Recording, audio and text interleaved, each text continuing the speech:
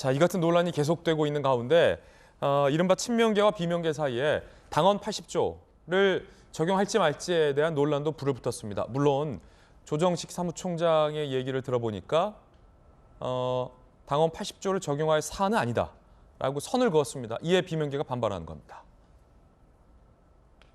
이재명 대표 기소 즉시 당헌 80조 적용을 요구할 계획이다. 아시다시피 당헌 80조는 부정부패 등으로 기소 시에는 누구나 당직이 정지된다라는 민주당의 훌륭한 당헌입니다. 매우 훌륭한 당헌입니다.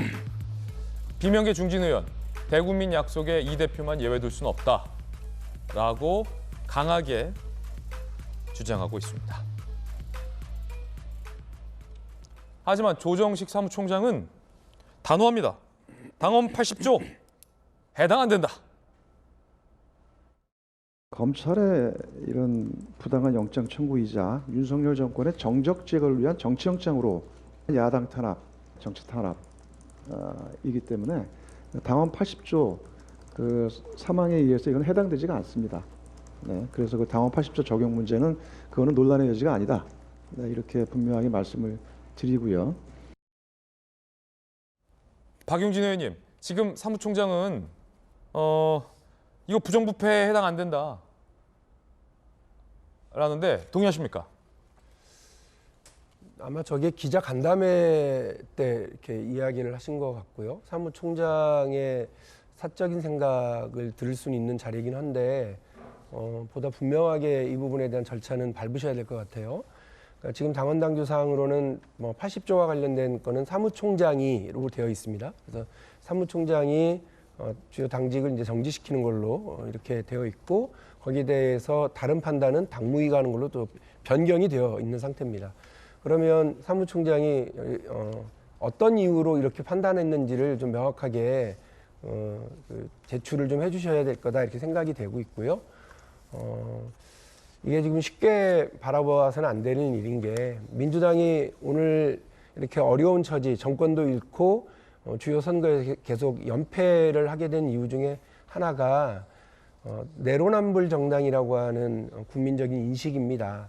좋은 말 다 해놓고 그리고 멋진 약속은 다 해놓고 내가 거기에 적용될 때에는 좀 다르게 움직이는 거 아니냐라고 하는 가치관에서의 어떤 배신감과 불신 이런 것들이 국민들로부터 좀 쌓여 있는 것 같아요. 그래서 지금도 매우 중요한 시점이라는 겁니다. 많은 의원들 중에서 가결을 던졌든 부결을 던졌든 무효와 기권을 던졌든 간에 민주당이 불체포 특권 포기하겠다라고 공약하고 약속하고 정책하고 대통령 후보인 이재명 후보가 이야기를 했었던 부분에 대한 부담감을 느끼시는 분들이 많아요. 저만 하더라도 불체포 특권과 면책 특권을 국회의원이 잘 이걸 활용하고 그걸 통해서 국민의 이익을 지키는 일에 앞장서고 돈 있고 힘 있고 빽 있는 세력들 권력으로부터 어떤 부담감도 느끼지 않고 소신 있게 정치할 수 있도록 하는 것이 중요한 것 아니겠습니까? 근데 이 불체포 특권을 없애는 것에 대한 찬반은 가질 수 있지만 했었던 약속을 뒤집는 행동을 우리는 달라 나는 다르게 적용해야 되라고 얘기하는 건 내로남불의 또 다른 전형이거든요. 그런데 지금 80조와 관련해서도 이것도 국민들에게 우리가 약속한 것 아닙니까? 당헌당규는 우리끼리 한 건데 무슨 상관이야? 그렇지 않아요. 국민들이 세금으로 지원해주는 정당 보조금으로 운영하고 있는 정당이고요. 국민들과 많은 약속을 하는 것이 바로 당헌당규이고 또 거기에 기반한 정치인들의 약속 아니겠습니까? 이 약속을 너무 쉽게 손바닥 뒤집거나 또 과거의 불출마 공약을 뒤집고 서울시장, 부산시장 출마시키기로 했었다가 패배를 자초했었던 그때도 역시 당원들에게 전당원 투표를 통해서 묻고 그렇게 한 것 아니겠습니까? 위성정당 만들 때도 국민들에게 정치개혁 정당으로서의 면모를 보이겠다고 연동형 비례대표자 도입해놓고는 우리가 거기에 위성정당 만들었던 것 아니겠습니까?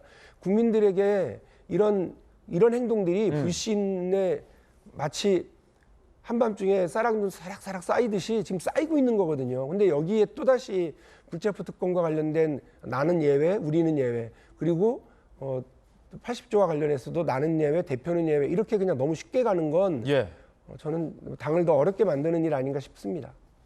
자, 그렇다면 박성배 변호사님, 결과적으로 관건은 이재명 대표가 받고 있는 다양한 혐의가 이 당헌 80조, 민주당이 만들어 놓은 당헌 80조의 부정부패 등에 해당하느냐 안 하느냐가 글쎄요, 관건이 될 것 같은데요. 아까 사무총장도 그러고 민주당의 친명계 의원들은 이게 어떻게 부정부패 혐의냐, 혐의에 해당하지 안 된다라고 하는데 강력경사 출신 변호사가 보실 때는 어떻습니까? 왜냐하면 강력경사 하실 때 부정부패, 깡패 많이 잡으셨잖아요. 이 당헌 80조 내용상으로는 부정부패 등으로 기소 시 당직 정지한다고 규정하고 있는데 여기서 일컫는 부정부패는 그러니까 뇌물 등을 일컫는 것으로 보이고 예. 일단 검찰이 구속영장을 신청한 범죄 사실은 배임, 제3자 뇌물 등이라 부정부패에는 명백히 해당합니다. 아, 부정부패 해당한다. 다만 당헌 80조가 이와 같은 규정을 두면서도 예외 사유로 정치 탄압 등 부당한 이유가 존재할 경우에는 그 예외를 적용할 수 있다고 규정해 두다 보니 시각에 따라서는 정치 탄압에 해당하니 이 당헌 80조를 그대로 적용할 수 없다는 말도 나오고 있는 것이죠. 부정부패는 해당하죠. 아, 왜냐면 우리 전재수 의원도 이 혐의가 부정부패는 아니다라고 하셨거든요. 부정부패는 해당할 것 같은데 당헌 80조상 예. 사실관계 여부를 떠나서 검사가 구속영장을 신청한 범죄 사실은 분명히 배임과 제3자 뇌물로서 이 자체가 부정부패에 해당하지 않는다고 볼 수는 없을 것 같고 예. 다만 당직 정지까지 이를지는 모르겠습니다. 그런데 법적인 쟁점만 말씀을 드리면 과거에 이준석 전 대표가 국민의힘 비대위 체제로 전환되면서 당 대표에서 사실상 물러나게 됐잖아요. 그때 가처분 신청 등 법적인 절차를 이어나갔는데 당직 정지가 이루어지게 된다면 이때는 이재명 대표도 역시 법적으로 다툴 수가 있습니다. 그렇지만 당직 정지가 이루어지지 않는다면 그때는 누구도 법적으로 다투지는 못합니다.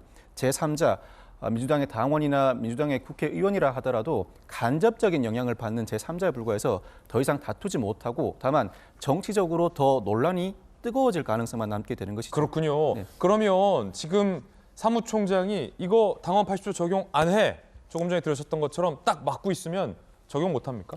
사무총장이 윤리심판원에 조사 요청을 한 뒤에 사실관계를 파악해 보고 정치 탄압에 해당한다고 판단하게 되면 결국 당직 정지를 하지 않게 될 것 같은데 더 이상 법적으로 이 문제를 다툴 방법은 없습니다. 당직 정지가 실제로 이루어진 경우에만 이재명 대표만 다툴 수가 있습니다. 그렇군요.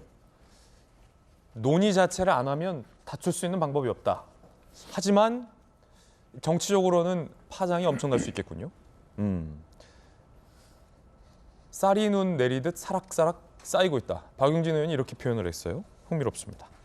영장 재청구 땐 이탈표가 몇 표 나올까를 두고 당내에서도 이견이 분분합니다.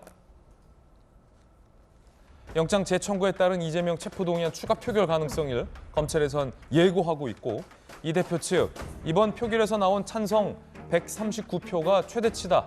비명계 다음 표결에서 이탈표가 50표 이상으로 늘어서 가결될 수 있다. 이 대표 측에서는 소위 말해서 이겁니다. 나올 사람은 다 나오지 않았냐? 반란표 던질 사람 더 있겠냐? 하지만 비명계에서는 더 많다. 빙산의 일각이다. 이상민 의원이 이렇게 얘기한 적 있었죠. 김소영 교수님, 다음 체포동의안이 또 추가 표결에 붙여질 때 이탈표가 이번에는 최소 31표예요. 그런데 흥미로운 주장은 만약에 국민의힘에서 이번에 부결표를 쓴 의원이 한 3명에서 5명이 있다면 그만큼 또 민주당에서 찬성표를 더 던졌다라는 얘기가 되기 때문에 최소 31표라고 제가 말씀을 드린 건데 이른바 이 반란표가 몇 표나 더 나올 것이라 보십니까? 이게 끝이라고 보세요? 아니면 더 있다고 보세요? 저는 조용히 가를 쓴 사람이 되게 많다고 생각해요. 오히려 언론에서 비명계로 확실하게 이제 말하고 있는 사람들 그리고 그날 투표한 이후에 막 기자들이 붙어서 어떻게 된 거냐라고 물었던 뭐 서른 의원이나 김종민 의원이나 이런 분들은 오히려 확실하게 가를 쓰지 않았을 수도 있다고 생각해요. 왜냐하면 표적이 되기 때문에 몇 표나 나올지 모르는 상황에서 한두 표 나왔는데 기권표할 수도 있죠. 예, 그렇게 되면은 자기가 표적이 되기 때문에 이런 분들은 불을 썼을 수도 있고 오히려 주목받지 않았던 조용히 가를 쓴 사람이 저는 민주당 내에 상당히 있다고 보거든요. 그래요. 그렇기 때문에 다시 체포동의안이 넘어왔을 때 가를 조용히 쓰는 사람이 더 늘어날 수 있다고 저는 생각이 들어요. 제가 친명계 의원한테 직접 취재를 했는데 그걸 물었거든요. 아니 찬성 쓴 사람은 대충 누군지 알겠는데 이거보다 더 많잖아요. 기권이나 무효표 이거 누구로 보느냐라고 하니까 친명계 의원이 저한테 그러더라고요. 그게 누군지 모르겠다. 당최 누군지 모르겠다. 그게 한 20명 되거든요. 그렇죠. 그 20명의 정체를 모르겠다고 하더라고요. 이 색출도 안 된다라고 하던데. 그렇죠. 저는 그래서 확실하게 지금 뭐 개딸들이 표 만들어가지고 뭐 가를 썼을 것으로 생각되는 의원들 뭐 다음번에 정치적 생명을 끊자 막 이런 걸 하고 있지만 거기에 전혀 들어가 있지 않은 조용히 기권이나 무효나 가를 썼을 사람들이 민주당 내에는 꽤 많다 생각이 들고 이번 결과를 통해서 나처럼 생각하는 사람이 나뿐만이 아니었네. 다른 사람들도 조용히 가를 썼네라는 걸 확신했기 때문에 다음번에는 좀 더 자신 있게 가를 쓰는 사람이 생길 수 있죠. 이번에는 정말 제가 가를 쓰고 싶어도 뭐 총의를 모았다고도 하고 표적이 될 것 같기도 하고 두려워서 어쩔 수 없이 부를 쓴 사람도 있을 거라고 생각해요. 그 두 분 무효표 됐잖아요. 그러니까요. 두분 중에 한 명. 쓰고 막 정말 마지못해서 쓴 사람이 있을 텐데 분명히 정자로 쓰라고 사전에 다 안내 갔다는데 또박또박 그 쓰라고. 두 분은 가를 쓸 가능성이 있죠. 아, 나 말고도 이렇게 많이 있었네. 이번에는 자신 있게 가를 쓰자. 이럴 수도 예. 있기 때문에 어쨌든 그 민주당 내에서 다음에 또 체포동의안이 들어왔을 때 이재명 대표에게 그렇게 유리한 결과는 아닐 수도 있다라는 그렇군요. 생각이 듭니다. 박용진 의원님, 이거 익명 투표기 때문에 못 썼는지 절대 말씀하지 마십시오. 그럼 보장돼야 됩니다. 그 당연한 얘기를 왜? 또박또박 쓰셨습니까? 흘려 쓰셨습니까? 제가 좀 악필이긴 하지만 예. 알아는 보셨을 텐데 다들. 예. 어떻게 쓰였어요? 그러면 한번 또박또박 어떻게 쓰였어요? 또박또박 썼다는 말씀입니다. 꼭꼭 눌러서 쓰셨어요? 네. 네.